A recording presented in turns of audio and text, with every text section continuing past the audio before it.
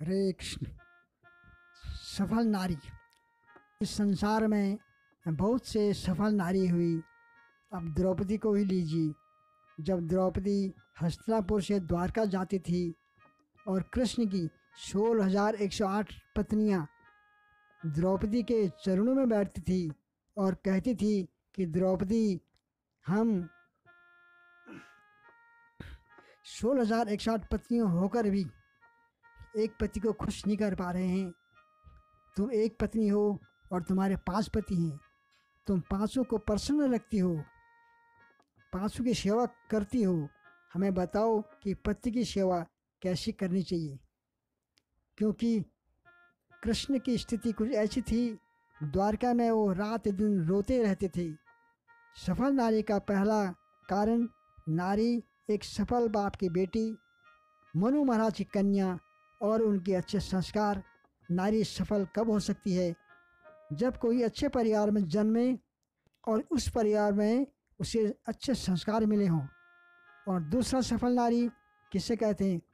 जो अपने पति की सेवा करती है। अपने पति की सेवा करने वाली ऐसी पतिव्रता नारी की सेवा से अगर पति प्रसन्न हो जाए तो भगवान उसके घर में पुत्र बनकर आते हैं।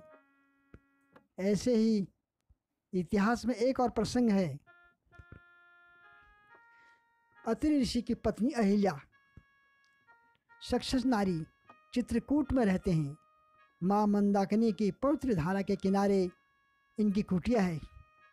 लेकिन अनुसुईया अपने पति की इतनी सुंदर सेवा कर रही है कि पति प्रसन्न है।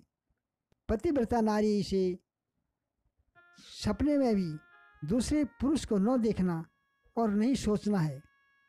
एक दिन नारद मुनि विचरण करते करते बैकुंठ पहुँचे और क्षीर सागर में भगवान विष्णु शयन कर रहे हैं। लक्ष्मी जी उनके चरण दबा रही है और नारद मुनि ने लक्ष्मी जी से कहा कि क्या चरण दबा रही हो? सेवा करनी सीखना है तो अनुसुईया के पास जाओ। लक्ष्मी जी ने कहा कि अच्छा, मेरे से भी अच्छी सेवा करती है। नारद मुनि बोले, हाँ, वो अपने पति की ऐसी सेवा करती है कि उसकी कीर्ति तीनों लोगों में फैली है। इतने सुनते ही लक्ष्मी जी का दिमाग चढ़ गया और फौरन फ़ोन उठाया, पार्वती जी को कॉल किया, ब्रह्मा की पत्नी ब्राह्मणी को कॉल किया। तीनों कॉन्फ्रेंस में लिए और लक्ष्मी जी कहती है कि ये नारद जी क्या बोलते हैं कि वो अनुसुईया का नाम तीनों लोगों में हो रहा है। हमारे होते हुए वो हमसे आगे बढ़ जाए, हमारे रहते हुए किसी और का नाम हो। उन दोनों माताओं ने कहा, बिल्कुल गलत बात है। तो अब हमें क्या करें? तीनों ने अंत में फैसला किया, उसकी परीक्षा लेना पड़ेगा कि हम अपने पतियों को भेजते हैं। लक्ष्मी जी ने कहा, सही कहा आपने, मेरा पति तो दिन रात सोए रहता है। गर्भोदक्षाई में सो, क्षीरोदक्षाई में सो, कारण दक्षाई में सो, सोने के अलावा कुछ भी नहीं है। और जब यहाँ आते हैं तो बोलते हैं, जी जागो, गोरा चांद बोले, खुद सो और दूसरे को जगाओ।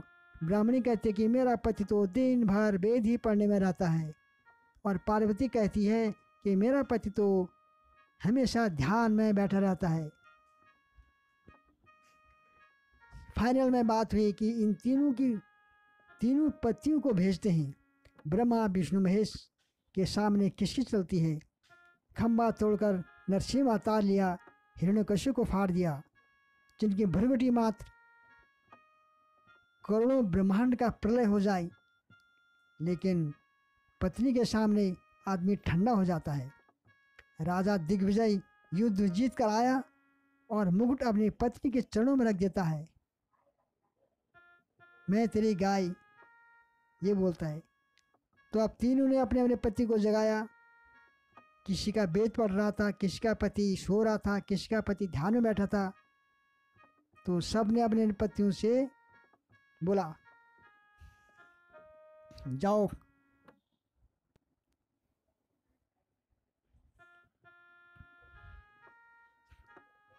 पति बोले उनके क्या काम है। देवियों ने अपने अपने पतियों को समझाया कि अनुसुईया का नाम हो रहा है, तीनों लोक में उसकी कीर्ति फैल रही है, जाओ उसका परीक्षा लो। अब ब्रह्मा विष्णु महेश ये तीनों एक चौराहे में मिले, वहाँ पर जमा हो गए। तीनों को एक ही रोग शिकार था। ब्रह्मा ने बोला मुझे तो मेरी पत्नी ने भेजा, विष्णु ने बोला मुझे भी मेरी पत्नी ने भेजा, शिव ने भी ऐसे बोला। तो तीनों पतियाँ चलते चलते चित्रकूट आए। अत्रि मुनि घर पर नहीं थे, अनुसुईया की परीक्षा करनी थी। रास्ते में सोच लिया था कि परीक्षा क्या करेंगे। फिर ब्रह्मा विष्णु महेश ने कहा कि ब्राह्मण का भेष बनाएंगे, भिक्षा मांगेंगे, धर्म संकट में डालेंगे। अब तीनों ने ब्राह्मण का भेष बनाकर अनुसुईया का आश्रम में गए और उस समय उनके पति अत्रि मुनि घर पर नहीं थे। ब्राह्मणों ने कहा भिक्षाम देही, भिक्षाम देही, भिक्षाम देही माँ। ये सुनकर अनुसुईया अंदर से आई, भिक्षा देने लगी। तो इन तीनों ब्राह्मणों ने कहा कि हम कोई छोटा मोटा ब्राह्मण नहीं हैं, हम ऐसे वैसे भिक्षा नहीं लेते हैं।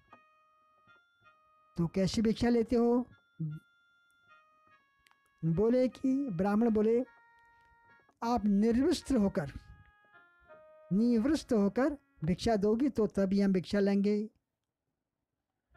अब निर्वस्त्र होकर अनुसुईया भिक्षा दें तो पतिव्रत धर्म टूट जाए, और भिक्षा न दें फिर भी धर्म संकट टूट जाए। अब धर्म संकट आ गया।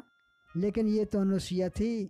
अनुसुईया ने उसी समय संकल्प किया कि मैं यदि पतिव्रता नारी हूँ, यदि मैंने अपने पति की अच्छी सेवा की है और स्वप्न में भी परपुरुष को देखा नहीं, तो ये तीनों ब्राह्मण अभी एक एक दिन के बालक बन जाए। इतना बोलते ही ये ब्राह्मण, तीनों ब्राह्मण एक एक दिन के बालक बन गए। अब एक दिन के बालक के सामने निवृत्त होकर भिक्षा देने में कोई पतिव्रत धर्म नहीं टूटता है। भिक्षा दे दी, भिक्षा हो गई। अनुसुईया ने 3 पालने मंगाए और उनमें सुला दिए। अब 1 दिन बीता, 2 दिन बीता, 10 दिन बीत गए। लक्ष्मी, पार्वती, ब्राह्मणी तीनों माताएं परेशान एक दूसरे को कांटेक्ट करके पूछ रहे हैं कि 10 दिन हो गए आए नहीं, कहाँ गए, चलो पता करते हैं। ये तीनों देवियाँ अपने अपने पतियों को खोजने चली गई। ये देवियाँ ढूंढते ढूंढते अनुसुईया आश्रम में पहुँची। अनुसुईया को पूछा कि माता आपने हमारे पतियों को देखा क्या? अनुसुईया बोली हमने नहीं देखा। फिर अनुसुईया ने पूछा आपके पति कौन? इन देवियों ने कहा ब्रह्मा विष्णु महेश, हम तीनों के पति हैं और वो आपके यहीं आए हैं। अनुसुईया ने कहा कि हमने तो नहीं देखा। फिर इन तीनों देवियों ने कहा कि हमने अपने अपने पतियों को आपकी परीक्षा लेने के लिए आपके घर में भेजा था, वो ब्राह्मण का भेष बना के आए होंगे। अनुसुईया ने कहा कि वो तो 10 दिन पहले आए थे। इन देवी ने कहा हाँ वही हमारे पति हैं, कहाँ हैं बताओ ना। अनुसुईया ने उनको कहा कि इशारे करते तीनों पालने में सोए हुए ले लो। तीनों देवियाँ दौड़ कर गई पालने के पास। लक्ष्मी जी ने विष्णु को गोद में लिया। उनके हाथ में छोटा छोटा सा गदा था, छोटा छोटा चक्र घूम रहा था, छोटा छोटा कमल था और वो रो रहा था। लक्ष्मी जी अपने पति को शांत करा रही थी। पार्वती ने भी अपना छोटा सा शिव जी को गोद में लिया और ब्राह्मणी ने भी छोटा सा ब्रह्मा को गोद में लिया। पति तो मिल गए, लेकिन तीनों देवियाँ परेशान कि हम अपने पति का ये रूप लेकर क्या करेंगे। ये तीनों देवियाँ माता अनुसुईया के चरणों में प्रणाम करते हैं और क्षमा मांगती हैं कि माँ हमें अभिमान हो गया है, हमें अभिमान हो गया था, इसलिए हमने अपने अपने पतियों को आपकी परीक्षा के लिए भेजा था। हमें क्षमा कर दीजिए और हमारे पतियों को ओरिजिनल रूप में वापस ला दीजिए। अनुसुईया ने संकल्प किया कि मैं यदि पतिव्रता नारी हूँ, यदि मैंने अपने पति की अच्छी सी सेवा की है और स्वप्न में भी पर पुरुष को नहीं देखा है, तो ये तीनों बालक अपने अपने ओरिजिनल रूप में वापस आ जाए। इतना बोलते ही ये बालक ब्रह्मा विष्णु महेश अपने अपने पतियों की गोद से कूद गए और खड़े रह गए।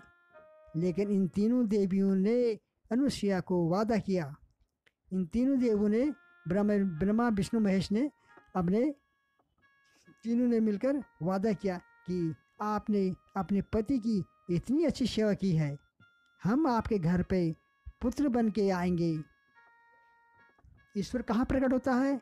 जहाँ प्रेम होता है, जहाँ भक्ति होती है, जहाँ धर्म होता है, जहाँ आचरण होता है, और जहाँ पत्नी अपने पति की सेवा करती है और पति अपने पति का ध्यान रखता है। हरि बोल।